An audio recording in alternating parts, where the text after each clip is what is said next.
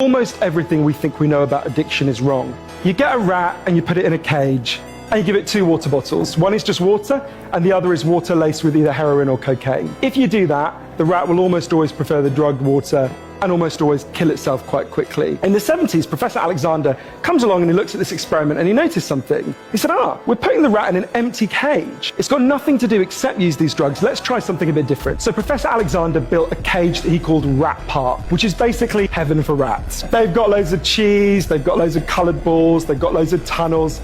Crucially, they've got loads of friends, but here's the fascinating thing. In Rat Park, they don't like the drugged water. You go from almost 100% overdose when they're isolated to 0% overdose when they have happy and connected lives. What if addiction isn't about your chemical hooks? What if addiction is about your cage? What if addiction is an adaptation to your environment? Maybe we shouldn't even call it addiction. Maybe we should call it bonding. Human beings have a natural and innate need to bond. And when we're happy and healthy, we'll bond and connect with each other. But if you can't do that because you're traumatized or isolated or beaten down by life, you will bond with something that will give you some sense of relief. Now that might be gambling, that might be pornography, that might be cocaine, that might be cannabis, but you will bond and connect with something because that's our nature. The opposite of addiction is not sobriety. The opposite of addiction is connection.